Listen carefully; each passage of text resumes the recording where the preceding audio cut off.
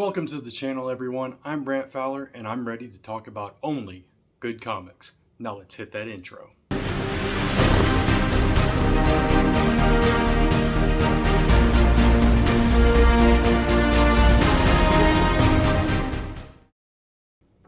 This time we're going to talk about one of the recent best complete runs of a mainstream comic, and I'm of course talking about Robin, from Joshua Williamson and artists Gleb, Melnikov, and Roger Cruz later on in the series. And check out this gorgeous variant cover cardstock right there. But we're going to talk about Robin in just a second. Now before we get into today's video, if you do enjoy the content on this channel, go ahead and smash that subscribe button and hit that notification bell so you don't miss a single video going up on Only Good Comics. And give us a thumbs up because it really does help the channel out. And you can follow me across social media at Only Good Comics. Now, let's get back to today's video. If you're not familiar with this particular run, which I think it was 17 or 18 issues, this is the story of Damian Wayne fighting in a death tournament on Lazarus Island, and basically to prove that he's the best in the world. At this point in time, he's kind of on the outs with both his father Batman and his mother Talia al Ghul. He couldn't really decide between the two, and he was trying to find himself. And if you know any of the history about Damian Wayne, you know that he's a very polarizing character. Some people just hate the character completely, and other people love the character. But there's very few people that are kind of in between on Damian, and depending on how he's written, it can really sway which side of that fence that you land on. But in this particular series, Joshua Williamson wrote Robin in a way that I don't feel like anybody else has been able to, and has captured elements of Damian that nobody else has done so far. So this is very much a coming of age story for Damian, but in a very brutal, very dark way. Because like I said, he's on this island to fight a tournament to the death. The way you win is by killing your opponents. And in his very first match, he gets his heart ripped out because he's overzealous, he's overconfident, he's arrogant. Everything we know about Damian Wayne.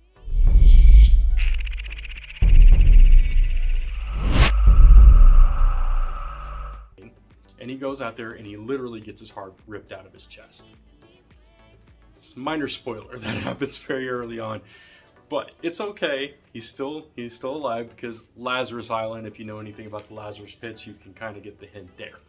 Beyond that, I'm not going to spoil too much. I'm not going to spoil who won the tournament and the finer points of the series, because I definitely want you to check this out. And maybe that little detail about his heart being ripped out of his chest will be enough for you to be like, oh, that sounds pretty cool. Let me go check that book out. But when I say this is a coming-of-age story about Damian Wayne, he has been through a lot. And at this point, not only is he at odds with both his mother and father, he also witnessed the death of Alfred at the hands of Bane. And it broke him. It broke something inside of him. It's at that point that you realize that, hey, Damian is a kid. He's not grown. He might act like he's grown, but he's a kid, and one of his father figures was just brutally murdered right in front of his eyes. And it did something to Damian. And this is his rise to redemption. It's a healing story. It's exploring, like I said, different aspects of Damian that we haven't really delved into before this series. Like in this series, you discover that Damian has an affinity for manga. He likes to read manga. He makes friends for the first time, because the Teen Titans were his underlings, right? He commanded that team. They were a superhero team, and he was the leader. That's how he viewed that.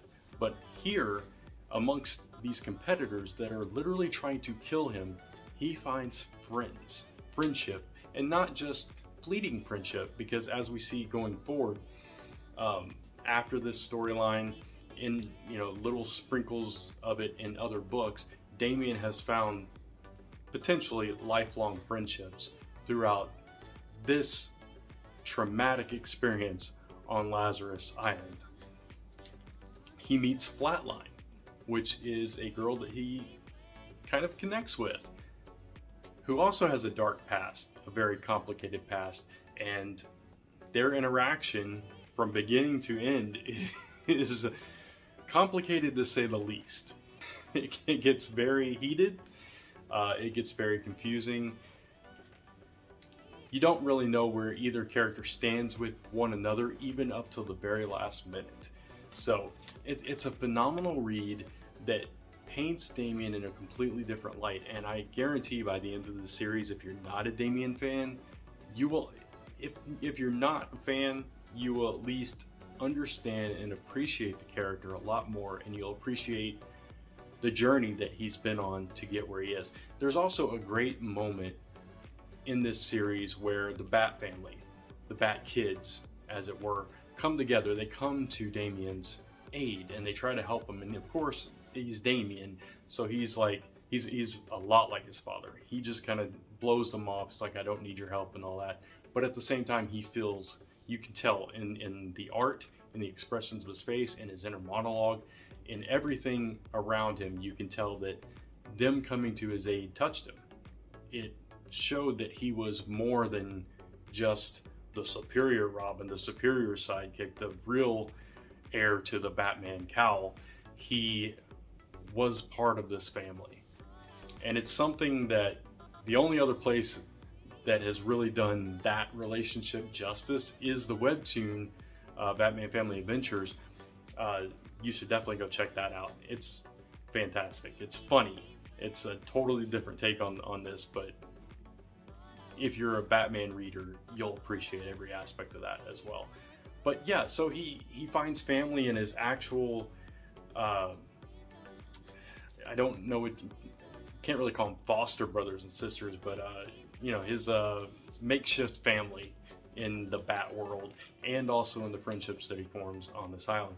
We also see the reintroduction of Connor Hawke in this series, and he plays a very prominent role as well. As a matter of fact, he's the key rival for Damian throughout this tournament, and he's the only threat that Damian will acknowledge as an actual competition for himself.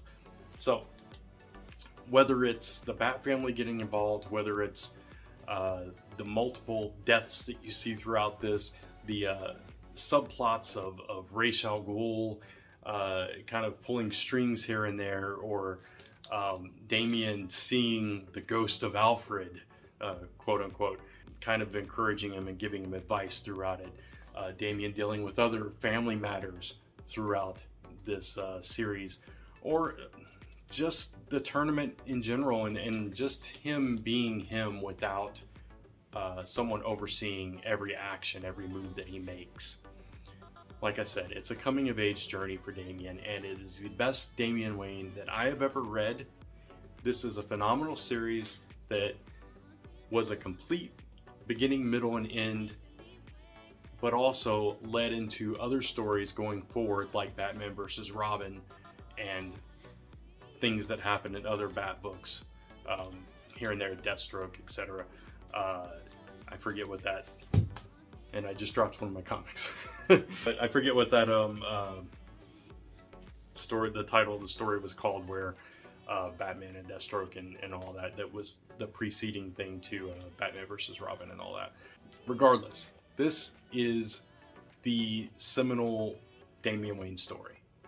And if you're a Damian Wayne fan, you're going to absolutely love this book. If you're not, like I said, I think you will be once you read this. So definitely go check out Robin by Joshua Williamson. So if you enjoyed this video, please hit the subscribe and notification bell so you don't miss a single video going up on the channel, and give it a like, because that really does help the channel out. And you can follow me across social media at Only Good Comics. So with that said, I'll see you next time for Only Good Comics. This time we're going to talk about